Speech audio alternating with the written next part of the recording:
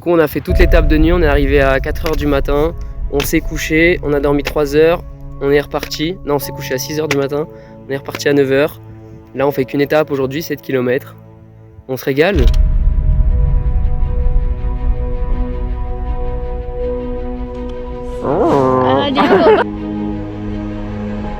Avant de partir, on joue avec Nissa, le chien du refuge. Et je parle avec un des mecs du refuge qui creusait un terrain de pétanque. J'apprends qu'ils sont saisonniers de mai à octobre et qu'ils sont payés que par la bouffe qu'on achète, et même pas par l'hébergement. Je comprends pourquoi ils nous ont pas demandé si on avait réservé quand on est arrivé.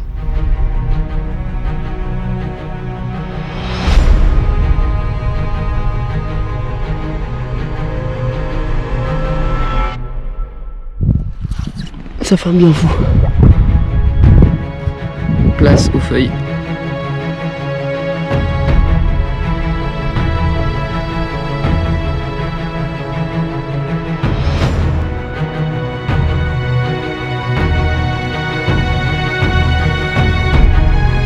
L'étape d'aujourd'hui était la plus facile des 10 jours.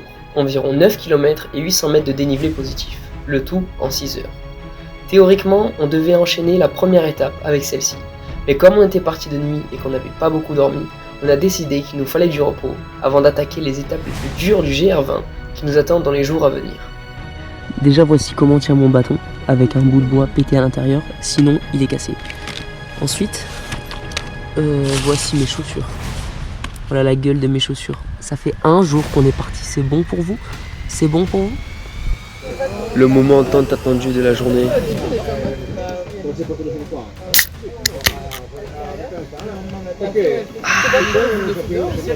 Pendant le repas, on a rencontré 2 jeunes enfants d'une dame qui travaille ici. Ils passent leur journée à jouer dans les arbres. Anna était toute contente de nous montrer ce qu'elle a appris à faire à son chien, Tramidou. Mais bon, il l'écoutait pas trop aujourd'hui. Stop. Bah s'il mord, il peut déchiqueter un os en fait. Ah, sympa. Alors, au moment de me coucher, j'entends un bruit de bâton. J'ouvre ma tente et je vois Lucas et Hélène, le couple de Parisiens qui étaient partis avec nous de nuit. Les pauvres, ils arrivent tard, mais au moins, ils sont toujours motivés. Vous vous souvenez de mon bâton cassé? Eh bien, il a failli me faire arrêter le GR20. Dans la descente jusqu'à Ascaux, le bout de bois que j'avais mis pour rafistoler mon bâton a cassé, et le bâton s'est plié pendant que je m'appuyais dessus. Je suis tombé sur le ventre sur une roche, heureusement pas pointue. Quelques égratignures, mais rien de grave. Rien de grave comparé à Sophie, la Suisse rencontrée sur le ferry qui marche avec nous. Elle s'est tordue la cheville dans la même descente. 2 Autrichiennes lui ont fait un bandage et lui ont donné des médicaments. Elle arrive à repartir, mais elle va doucement. On a peur qu'elle abandonne ce soir. Bon, on se rejoint au refuge. Léo. Au refuge d'Ascaux, on a fait des super rencontres. Khalil et Yann, 2 grands malades qui font le GR20 en courant en 4 jours. Ahmet, un Parisien adorable qui a la forme, et Renzo, un Italien qui a 64 ans. Respect. Sinon, le soir au snack, on a parlé avec les locaux. Ils nous racontent des histoires du GR, comme la fois où ils ont vu passer Lambert, venu casser le record du GR20 en 30 heures et 25 minutes. Ou encore le terrible accident du cirque de la Solitude, qui avait fait 7 morts en 2015. L'histoire fait froid dans le dos. Là, elle est tombée au fond du verre, on dirait Solène quoi. Elle a du mal à finir. Léo.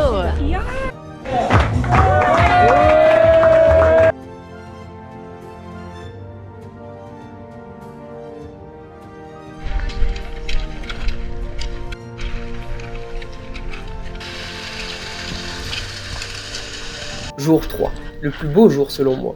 Difficile, mais des paysages à couper le souffle. Sophie est repartie avec nous ce matin, mais à son rythme.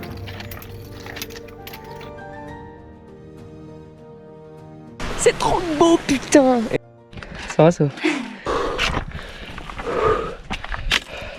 Aujourd'hui, on passe par le col des Éboulis, dont juste le nom suffit à vous faire flipper.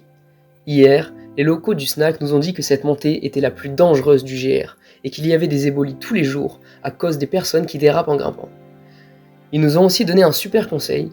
Si tu entends quelqu'un crier « caillou », tu regardes pas d'où ça vient et tu t'allonges directement en te protégeant la tête et en priant pour ne pas être touché. Pourquoi ne pas regarder d'où vient la pierre? Parce que le temps que tu vois d'où elle vient, tu l'as déjà mangée en pleine poire. Rassurant, pas vrai?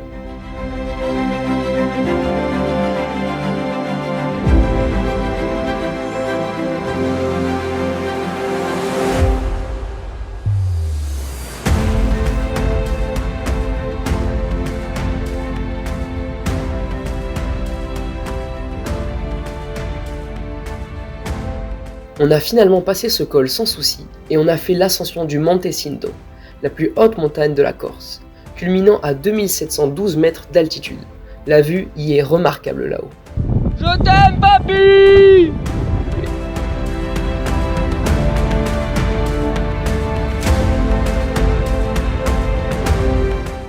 Mesdames et messieurs, je vous présente le P le plus haut de toute ma vie.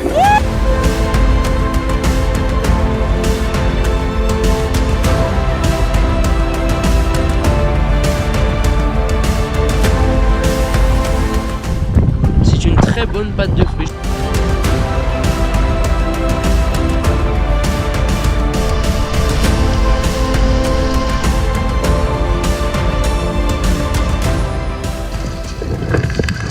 Ce soir, on dit au revoir à Renzo, car demain nos chemins se séparent. Ahmet ne veut pas le laisser, alors il nous dit au revoir et décide de continuer avec Renzo. Alors on trinque aux au revoir. Chalouté. Le bisou, I want the kiss. Please, it's for my book. You have a lot of energy.